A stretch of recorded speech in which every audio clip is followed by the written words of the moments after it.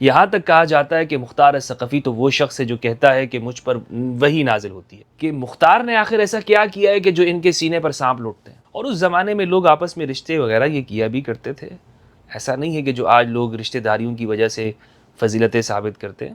مختار کے بارے میں پھیلائے جانے والی جو افواہیں ہیں، حقیقت میں یہ ایسے ہی ہیں کہ جیسے آج ایک سیاسی پارٹی دوسری سیاسی پارٹی کے بارے میں اس کا سوشل میڈیا یا دوسرا میڈیا کام کر رہا ہوتا ہے۔ بسم اللہ والصلاۃ والسلام علی رسول اللہ وآلہ وعلی السلام علیکم ورحمۃ اللہ وبرکاتہ۔ امید کرتا ہوں آپ لوگ خیریت سے ہوں گے، پروردگار آپ سب کو اپنے حفظ و امان میں رکھے۔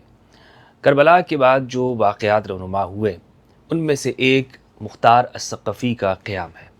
مختار الثقفی کون ہیں، ان کی شخصیت کیا ہے، ان کے حوالے سے متضاد آراء ہمیں نظر آتی ہیں۔ سنی شیعہ دونوں نقطہ نگاہوں سے دیکھا جائے تو جو اسکالرز ہیں، لوگوں نے ان کے بارے میں مختلف گفتگو کی ہے، کوئی ان کے حق میں ہے، کوئی مخالفت میں۔ یہاں تک کہا جاتا ہے کہ مختار الثقفی تو وہ شخص ہے جو کہتا ہے کہ مجھ پر وحی نازل ہوتی ہے۔ اتنی باتیں کی گئی ہیں کہ مختار نے تو نبوت کا دعویٰ کیا تھا۔ مختار وہ ہے کہ جو کہتا تھا کہ میرے پاس جبرائیل آ کے بیٹھتا ہے۔ مختار وہ شخص ہے کہ جس کے بارے میں رسول اللہ صلی اللہ علیہ وآلہ وسلم کی احادیث کے اندر آپ کے فرمان میں یہ پیشن گوئی ملتی ہے کہ ثقیف قبیلے سے ایک مبیر ظاہر ہوگا، ایسا شخص کہ جو کذاب ہوگا، ایسا شخص کہ جو دعوی نبوت کرنے والا ہوگا۔ الغرض مختار الثقفی کے بارے میں طرح طرح کی باتیں ہمیں سننے کو ملتی ہیں، اور اس میں جو مختلف فرقوں کے لوگ ہیں، اسکول آف تھاٹ کے ہیں، انہوں نے اپنے نظریات کے مطابق مختار الثقفی کے بارے میں گفتگو کی ہے۔ آج کی اس ویڈیو میں سمجھنے کی کوشش کریں گے کہ آخر اس کی کیا وجہ ہے، کیوں اس طرح مختار الثقفی کے بارے میں یہ باتیں کی جا رہی ہیں، اور میں نقل سے ہٹ کر یعنی کچھ تاریخی حوالہ جات سے ہٹ کر ہم سمجھنے کی کوشش کریں گے عقلی طور پر ان حالات میں جا کر کہ کس حالت کے اندر مختار الثقفی کا دور کیا ہے، کس زمانے کے اندر مختار الثقفی کا قیام ہے، سیاسی صورتحال کیا ہے اس وقت کی، اس وقت جو حکمران ہیں وہ کون لوگ ہیں، اور سیاسی مخالفت کے اندر جو ایک دوسرے کے بارے میں جو آراء ملتی ہیں، جو رپورٹس آتی ہیں، اس کی اہمیت کیا ہوتی ہے۔ اور اس کو سمجھے بغیر اگر ہم مختار الثقفی کی زندگی کا تجزیہ کریں گے اور سمجھنے کی کوشش کریں گے، اور اس سارے دور کو ہٹا کر اور صرف یہ بات کہیں گے کہ جناب اس کے بارے میں تو فلاں روایت یہ آتی ہے جس میں کہا جاتا ہے کہ وہ کذاب ہوگا، تو روایتیں گھڑی بھی گئی ہیں، روایتیں ایسی بھی ہوتی ہیں کہ جو بلکہ ایک فرقے نے دوسرے فرقے کے بارے میں بنائی ہوئی ہیں، بہت ساری ہزاروں روایات گھڑی گئی۔ محدثین کا خود اعتراف موجود ہے کہ ہم نے روایتیں فلاں فلاں کے بارے میں گھڑی ہیں۔ سلیمان اعمش تک کا ان کا اعتراف موجود ہے کہ میں نے فلاں شخص کے بارے میں اتنی روایتیں گھڑی اور میں اب توبہ کرتا ہوں۔ تو ہمارے بڑے بڑے محدثین نے وہ باقاعدہ اس سے رجوع کیا کہ ہم نے احادیث کو گھڑا ہے، وضع کیا ہے، جھوٹی روایات لکھی ہیں۔ تو اس لیے میں یہ آپ کے سامنے عرض کرنا چاہتا ہوں کہ مختار الثقفی کا معاملہ ہو یا کسی کا بھی معاملہ ہو، روایات کو سامنے رکھتے ہوئے اس شخص کی زندگی کو بھی مد نظر رکھنا چاہیے کہ جو شخص جس کے حوالے سے وہ روایت نظر آ رہی ہے۔ مثال کے طور پر امام زین العابدین علیہ السلام کے حوالے سے ایک روایت شیعہ کتابوں کے اندر ہمیں یہ ملتی ہے، کافی کے اندر، کہ جس میں یہ کہا جاتا ہے، استدلال یہ کیا جاتا ہے کہ یزید کی بیعت امام زین العابدین علیہ السلام نے کی ہے۔ اب یہ روایت شیعہ معتبر کتاب کے اندر موجود ہے، کافی، لیکن یعنی جس طرح ان کے ہاں کافی ہے، ہمارے ہاں بخاری ہے، اس طرح ان کے ہاں کافی ہے، مقام ہے، درجہ ہے، لیکن کیا یہ جو روایت ہے اس روایت کو صحیح مانا جا سکتا ہے؟ ہرگز نہیں مانا جا سکتا۔ کیوں نہیں مانا جا سکتا؟ اس کی وجہ یہ ہے کہ اس روایت کے اندر سقم موجود ہے۔ اس روایت کے اندر یہ ہے کہ وہ یزید جب مدینہ آیا اور اس نے امام زین العابدین علیہ السلام کو بلایا۔ اب آپ دیکھیں، اب یہ روایت ہے کہ یہ چاہے کتنی ہی معتبر کتاب کے اندر یہ بات نہ آ جائے، لیکن میں اس کو نہیں مان سکتا، کوئی بھی نہیں مان سکتا۔ اس کی وجہ کیا ہے کہ تاریخی طور پر یزید کا مدینہ آنا ثابت نہیں ہے۔ ہاں، معاویہ بن ابی سفیان تو مدینہ آئے، لیکن یزید کا مدینہ آنا ثابت نہیں ہے۔ تاریخی طور پر ایک چیز اسٹیبلش نہیں ہے، وجود نہیں ہے اس کا۔ تو اس کا مطلب یہ ہے کہ روایات کو جانچنے پرکھنے کا ایک معیار یہ بھی ہے کہ آپ اس دور کو دیکھیں، عقلی طور پر دیکھیں، معروضی صورتحال کو دیکھیں، پھر اس روایت کی اس شخص کے بارے میں جو بیان کی جا رہی ہے وہ درست ہے یا نہیں ہے۔ تو اسی طرح اہل سنت کتابوں کا بھی حال ہے، اگر وہاں پر بھی کوئی ایسی بات موجود ہے تو آپ یہی کہیں گے کہ اس اصول کو سامنے رکھا جائے گا۔ لہٰذا اس اصول کو مد نظر رکھتے ہوئے میں یہی کہتا ہوں کہ یہ امام زین العابدین علیہ السلام کے بارے میں کہ جو یہ کہا گیا ہے کہ یزید کی بیعت کر لی، ہرگز نہیں، یزید کی بیعت کرنی ہوتی تو وہاں مدینہ میں ان کے پاس لوگوں کو بھیجا جاتا، وہاں پر کربلا میں دمشق سے ان سے ہو کر آئے ہیں اور اس کے بعد پھر وہاں بھیجا جا رہا ہے، تو مطلب یہ عجیب طرح کی بات ہے۔ تو مختار الثقفی کے بارے میں کیا ملتا ہے؟ ان کے بارے میں نقل کرنے والا رفاع بن شداد ہے، ایک رفاع بن شداد ہے جو مختار الثقفی کے بارے میں یہ روایتیں کرتا ہے کیا کہ وہ نبوت کا دعویٰ کرتا تھا، اور یہ نبوت کا دعویٰ بھی ایسے واضح لفظوں کے اندر نہیں، بلکہ یوں کہ بھائی جبرائیل میرا دوست ہے، یا اس جگہ پر جبرائیل آگے بیٹھے ہیں، اس طرح کی گفتگو ان کے بارے میں منقول ہے، نقل کی گئی ہے۔ اب یہ رفاع بن شداد، اس شخص کی زندگی کو اگر آپ دیکھتے ہیں تو اس شخص کی زندگی آپ کو مضطرب نظر آتی ہے۔ مثلا یہ شخص یہ پہلے مختار کے ساتھ تھا، پھر توابین میں شامل ہوا، اس کے بعد پھر خوارج کا حصہ بن گیا، اور یہی وہ شخص ہے کہ جس کے بارے میں تاریخ خلیفہ ابن خیاط کے اندر آتا ہے کہ مختار الثقفی نے اس کو قتل کیا تھا، بعد میں اس کو قتل کر دیا، خوارج کا حصہ بن گیا تھا۔ تاریخ خلیفہ ابن الخیاط صفحہ 263 میں ہے، سنۃ 66 66 ہجری کے واقعات میں، قال خلیفہ فیہا غلب المختار ابن ابی عبید علی الکوفہ فقتل بجبانۃ السبع رفاعۃ بن الشداد وحبیب بن صحبان وعبد اللہ بن سعد بن ابی وقاص وابنہ حفص بن عمر بن سعد۔ خلیفہ کہتے ہیں کہ مختار جب کوفہ پر غالب ہوا تو جبانۃ السبع کے مقام پر رفاع بن شداد کو قتل کیا۔ یہ رفاع کون ہے؟ یہ رفاع وہ شخص ہے کہ جو مختار کے خلاف روایتیں لے کر آتا ہے، مختار یوں ہے، مختار یوں ہے، مختار فلاں ہے۔ اب یہ مختار کے بارے میں اس طرح کی آراء کیوں ہیں، اور ہمارے اہل سنت کے ہاں کیوں اتنا بڑا اس کے بارے میں تعصب پایا جاتا ہے؟ کیوں مختار کے حوالے سے، اور جو بھی مختار کے بارے میں جو تعصب رکھتا ہے، آپ یہ دیکھیں کہ مختار نے آخر ایسا کیا کیا ہے کہ جو ان کے سینے پر سانپ لوٹتے ہیں؟ مختار یہ ہے، مختار نے یوں کیا، مختار نے دعوی نبوت کیا۔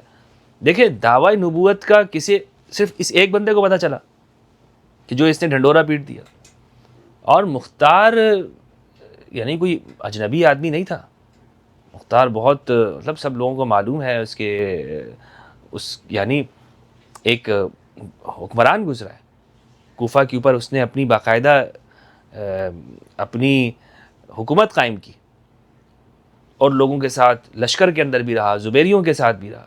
یہاں میں مختار کے حوالے سے بھی آپ کو یہ بتاتا چلوں کہ کچھ لوگ یہ سمجھتے ہیں کہ شاید مختار الثقفی وہ شیعان علی کی جو مسلسل چلنے والی جماعت ہے اس کا فرد تھا، حالانکہ ایسا نہیں ہے۔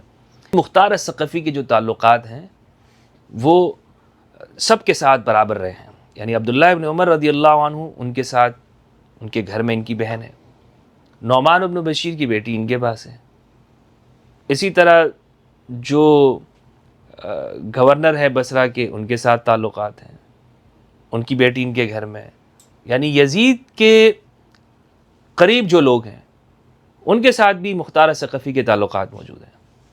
تو مختار الثقفی، اور اس زمانے میں لوگ آپس میں رشتے وغیرہ یہ کیا بھی کرتے تھے، ایسا نہیں ہے کہ جو آج لوگ رشتہ داریوں کی وجہ سے فضیلتیں ثابت کرتے ہیں، اس زمانے کے اندر یہ عام تھا اور رواج تھا، لوگ اس کو کوئی اتنا وہ نہیں سمجھتے تھے، اور پھر بعد میں چیزیں کام بھی آتی تھیں۔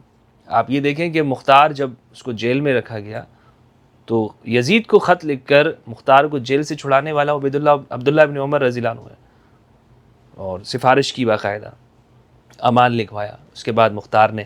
تو مختار الثقفی یہ آپ یوں سمجھ لیں کہ اگرچہ ان کا جو قیام ہے وہ ایک ایسے شخص کا ہے کہ جو دل و جان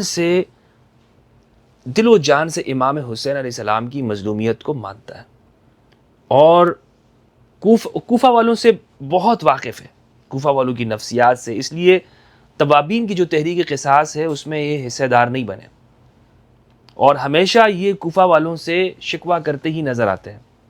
آپ یہ دیکھیں کہ انہوں نے، اور ایسا ہوتا ہے کہ آج کے دور میں بھی آپ دیکھیں کہ لوگوں کے عقائد و نظریات ایک ہوتے ہیں لیکن وہ الگ الگ کام کرتے ہیں۔ وہ کہتے ہیں بھائی ہدف تو ایک ہے لیکن ہم اپنی عنوان سے کر رہے ہیں، اپنے طریقے سے کر رہے ہیں. تو مختار الثقفی نے اپنے یعنی اسے آپ یوں نہ سمجھیں کہ کوئی ایسے شیعہ فرد تھے کہ جس کے عقائد و نظریات وہ سارے جو عام چلتے ہیں اس طرح ہوں گے. نہیں، وہ حقیقت میں اس کا جو تعلق ہے مختار کا اہل البیت کے ساتھ وہ یہی تھا کہ میں جنہوں نے ان کو قتل کیا ہے ان سے قصاص لوں گا. اور اللہ سبحانہ و تعالیٰ نے مختار کے ہاتھوں سے ہی ان سب قاتلوں کو ذلیل کیا. سب کو قتل کرنے والا مختار الثقفی ہے. تو آپ مجھے بتائیں کہ جب اس نے امام حسین کے قاتلوں کو قتل کیا ہے تو پھر جو حکمران اس زمانے میں موجود ہیں، جن کو حکومتیں ملی ہیں، جو آگے چلتی رہی ہیں، کیا وہ مختار کے بارے میں اچھا لکھنے دیں گے؟ جو ہسٹری اور تاریخ کے اندر اس زمانے کے اندر جو ہے مختار کے بارے میں اچھا لکھیں گے کہ مختار نے جو ہے وہ بڑا اچھا کام کیا؟ ہاں، یہ بات تو ہمارے ہاں اس کو لکھ دیا گیا. اور کیونکہ دیکھیں کچھ تواتر ایسا ہوتا ہے اس کا انکار نہیں کیا جا سکتا. یعنی کچھ چیزیں ایسی ہیں کہ جو بالکل آمنے سامنے ہیں. مختار نے شمر بن ذوالجوشن کا اس کو قتل کیا، عمر بن سعد کو قتل کیا اور ملا کو قتل کیا. اس کا کوئی انکار نہیں کر سکتا. اپنے ہوں پرائے ہوں سب نے یہ بات لکھی ہے کہ مختار ان کا قاتل ہے. امام حسین علیہ السلام کی قتل اور شہادت کا بدلہ لینے والا کون ہے؟ مختار الثقفی ہے. اس بات کو سب مانتے ہیں. یہیں سے ایک بات اور معلوم ہو گئی. اور آپ دیکھیں خدا کی قدرت دیکھیں، آپ ائمہ اہل البیت علیہ السلام کی کرامت دیکھیں. الزام لگایا جاتا ہے نا کہ امام حسین کو شیعوں نے بلایا اور انہوں نے قتل کیا، خود بلا کے خود ہی مارا، قتل کیا، اور آج اپنے سینے کو بھی خود ہی پیٹتے ہیں. یہ سب الزام لگایا جاتا ہے. مختار نے کس شیعہ کو قتل کیا ہے؟ مختار نے جو لوگوں کو چن چن کے مارا ہے کہ یہ وہ شخص ہے کہ جس نے حصہ لیا تھا. مختار کو اگر یہ بھی معلوم ہو جاتا نا کہ اس شخص نے تھوڑی سی مدد بھی کی ہے، اس شخص نے اگر اس کے واقعے کے اندر امام حسین کے خلاف اگر اس نے تھوڑی سی بھی مدد کی اور حمایت کی، اس کو بھی مختار لٹکا دیا کرتا تھا. آپ کو کہیں نظر نہیں آئے گا کہ شیعوں کو اس نے قتل کیا. یعنی ان میں سے جو بڑا ہے عمر بن سعد یا شمر بن جوشن اور دوسرے حرملہ، سنان بن انس، یہ سارے کون سے لوگ ہیں؟ یہ وہ چوٹی کے لوگ ہیں عبید اللہ بن زیاد کہ جو امام حسین علیہ السلام کے قاتل ہیں. تو مختار کے بارے میں پھیلائے جانے والی جو افواہیں ہیں حقیقت میں یہ ایسے ہی ہیں کہ جیسے آج ایک سیاسی پارٹی دوسری سیاسی پارٹی کے بارے میں اس کا سوشل میڈیا یا دوسرا میڈیا کام کر رہا ہوتا ہے.